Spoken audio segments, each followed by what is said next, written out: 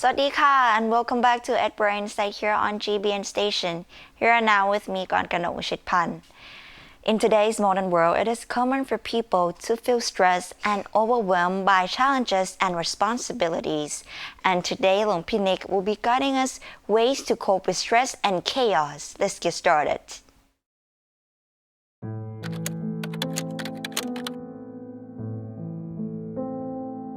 Good evening, everyone from Azusa, California. Today, I wanted to talk about the topic of stress and chaos. Many people right now are experiencing that because we're struggling or juggling so many different things. We have our work, we have our relationships, we have our goals and our passions and the external factors that are involved as well. So it can be stressful. In this kind of environment, what is the solution? And there are many solutions, but today I wanted to focus on one specific thing. And if you are in this space, you're wanting to improve it, the answer is structure and routine. You need this. And two things that I wanted to share as an example that may be helpful for you that comes to the top of my mind. One is in the monastery. For us, when we do our ordination program, we have men coming from around the world to train themselves. The first thing you'll notice when people come, because they're coming from different countries, they have different habits. Some people are quite strict and disciplined, and others complete opposite. So no bedtime, no schedule, they eat when they want to, they sleep when they want to, freedom, no discipline whatsoever, but it's okay. But they're coming here to train themselves. The first thing that we need to do, because we're teaching them a lot of meditation, the monk life, the ordination procedures, the wisdom, the rules, a lot of things happening. But before we can get to that, we have to make sure they have a schedule that they can follow. And the schedule is quite strict, and it's strict on purpose. The schedule for the new monks when they come to Thailand is in the morning, they wake up around 4:20. They get an opportunity to get themselves ready. Then they have morning chanting and also meditation, bright and early at 5 in the morning. So many of them are not used to it, but this is the first thing that they will experience. After that, typically is they'll go on an alms offering. They'll get to walk through the village and see the locals to experience the custom and tradition that has been passed on since 2,500 years ago, and it's quite an amazing experience. Once they're done with that, they come back. The new monks, they have breakfast. After breakfast, they will do some chores, doing the laundry and whatever that the monastery requires. After the chores, then they would have another lecture, a Dhamma talk with more meditation. After that, they will go to lunch. And after lunch, they have some free time a little bit. And then preceding that is another teaching around 2:30 p.m., along with another session of meditation. In the evening, they have time to shower. And then lastly, around 6:30, they're back again to chanting, listening to the teachings from the teaching monks, and then it's meditation time. After that, immediately is 10 p.m., lights out. And the next day, we repeat it all over again. So from 4:20 in the morning, all the way to 10 p.m. So the schedule is quite strict. When the men come here, oh, it's challenging, even for myself, if I had to be honest, because back when I was a layperson, I made my own schedule. Any time I wanted to sleep, anywhere I wanted to go, I was a free man. No one set my schedule for me. So coming into something that was so strict was quite challenging. But slowly, then you start to adapt. And it's so interesting because the people that come to ordain, they really want to change themselves. They want to change their habits. They want to learn. They want to experience the spiritual part of themselves. And that sounds great. But for us is we need to get the basic foundation first. In order for us to do that, we got to get you stable. And the stability comes from having a structure and having a routine. And the individuals will have a battle. It can be challenging. It will test them. But slowly, if they are patient, and we can see very clearly, step by step, they start to not fight the system as much. They start to surrender to the structure. And when the foundation is set, then right there, now they just go through the routine. They don't have to think about anything. They just open themselves up. And now you're just ready to learn.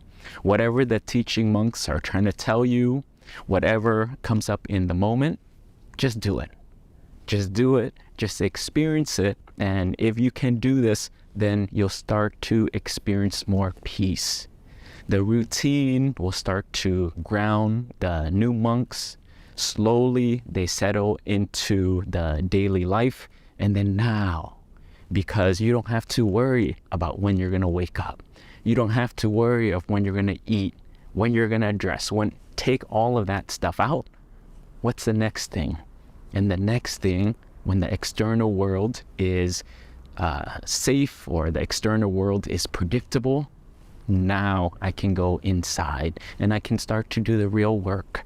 Then you can see how they will progress in their meditation. They're more calm, they're more peaceful. From that, they have time to reflect and contemplate. So the structure is quite important. The second example of structure and routine that I wanted to share was in my lay life. For me, I was working as a licensed marriage and family therapist, and this is back at the group home for foster kids aged 12 to 18. We had at that time, almost 80 to 100 students. And the kids live there. The kids will go to school there. And it was quite challenging. They are dealing with issues with family, issues with just being teenagers and mental health issues. So it's expected and it's predictable. However, we had 20 different therapists there. We had 20 different houses, so you can start to see some houses were a bit more chaotic. Some houses were a bit more disciplined. And when we go to these meetings and we're updating to see how the clients are doing, what we find is that when a house is experiencing behavioral issues, the first thing we need to look at is what is the schedule. Is there even structure? And if there is structure that we did implement for you, are you following it? And we can see the pattern that the kids who, when they come home from school, they did not know what time they should wake up, or they do know what time they should wake up, but no one's enforcing it. They don't keep it. They'll go to school late. When they come home, I can come home whenever I want to. No one's checking in on me. I can do homework whenever I want to. I can eat wherever I want to in my room. And when we see this, then it can correlate to some of the behavior issues or the discipline for themselves. So the first thing we need to do is identify this. And we have to help our staff. We have to help our team, and the therapist and the staff will work together to see, okay, now let's tighten this up. Let's establish a bedtime routine. Let's establish when you're going to wake up and leave the house when you're going to go to school. When you come back from school, when are you going to sit down and do homework? Where are you going to do homework? What time is cut off? And then what time do we turn off the lights? And when we do this, It's such a big difference. And the kids will fight you tooth and nail. If you have teenagers out there, is this not the case, right? And that's expected, and it's okay. But from the teenager's point of view, they do not want this. They do not want structure. They do not want discipline, or the words that are coming out of their mouth, it's saying this. But what we find in the mental health world is that children actually need and want routine, and they want structure. Why? When they have structure, what we find is that the kids actually feel that the caregiver care for them, that the parents love them, that the people who are taking care of them value them, and this feels safe. The safety part of it, the predictability part of it, makes the kids, again, more calm, more safe, and they know what to expect. Imagine coming home and your environment is unstable. Then, okay, what's happening today? And you don't know. And for many young people, there's already a lot of issues going on. And when you don't know what to expect when you come home, already it dysregulates you. So having the structure implemented is a way that we can help to support these young people. So we can see the correlation that when the kids have structure and routine, their mental health starts to improve, their grades, their behaviors, their interactions will start to stabilize. So this is a good thing. Then now we have to ask, why am I sharing this and how does this relate to you? So coming back to your life is like in the beginning, you're juggling a lot of things. Imagine with the work, the school, relationships, and the million other things that you're dealing with. Now you also do not have a routine and a structure. You don't even know when you're gonna eat for lunch because your work or your school is so busy. That can add even more stress. So if you are in this situation, no judgment, been there before, no big deal, and it happens. And the suggestion or the advice is really now look at your life. If you are in this space and if you have a routine, keep going. Then start to tighten other areas. If you do not have a routine at all, create one. Where do you start? And where you start is, let's come back to basic needs. If you have nothing at all, let's start with sleep. Have a sleep time. This will address so many issues because a lot of issues are falling behind this topic. But pick a time based off your lifestyle that is sustainable. An example is 10 p.m. In the beginning, it's gonna be difficult, but what I find is that your body will fight it, and that's okay. You'll throw in logic, more fighting, again, that's okay. But try to keep this. And then you know what? You'll start to change your behaviors to match this. If 10 o'clock is a hard, firm line, that a habit that I'm trying to establish, and I can't shift this, I'll shift everything else. Okay, now because I know I have a bedtime, I'm not gonna stay out so late. Now that I know I have a bedtime, I'm not gonna drink coffee at 8 p.m. because I have to sleep on time. And you'll start to adapt your actions, you'll start to adapt your lifestyle to support this. Another thing that you can do, a basic need to focus on to create more structure and discipline for yourself, is then with eating. It sounds not a big deal, but it is a big deal because many people don't even have a schedule because, okay, I'm just gonna work and I will eat when there is an opening.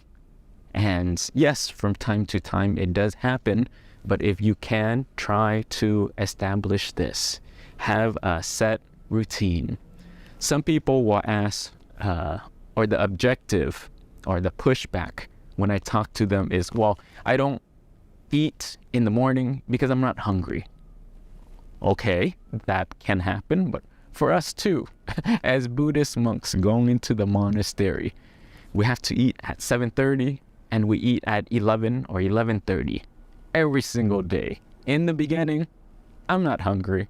I don't have an appetite, but slowly you will start to adapt. In the beginning, you might not eat anything.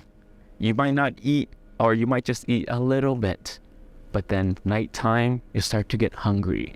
The body will adjust. Your mindset will adjust. Like I said, in the beginning, very challenging and very common. But keep this up and slowly you'll start to adapt your lifestyle and the body will catch up. So start here. But moving forward, there's two options. One is you can just freestyle your life and every day I'm just gonna kind of guess what I'm doing. No plan, and depending on how busy I am, the projects I have, who I'm talking to, what comes up in the external world, I'll adapt. I'll sleep based off the outside world. I'll eat based off the outside world. I'll create a fitness schedule based off the outside world. Or another choice may be, well, let me just take control of this part. Let me try to create a structure that is container where it can give me some kind of foundation and stability and a peace of mind. At least these basic needs are met. At least I can have the foundation so strong and grounded. I don't have to worry of when I'm eating and when I'm sleeping and when I'm doing a lot of these things. Just put it into the schedule. And from that, then you can start to take more risk, bigger risk. And what will support you is this foundation. But I hope this is helpful. I just wanted to share it because a lot of people are asking us this question. They just feel a bit stressed. They feel overwhelmed because they're juggling so many different things. But if that is the case, then come back to creating a routine and disciplined schedule for yourself that actually works and is sustainable. But with that, just sending you all my blessings and good wishes. And again, I hope this is helpful. Satu, take care. Thank you very much, Luang Pinik, for your guidance. Don't forget to like and subscribe Luang Pinik YouTube channel.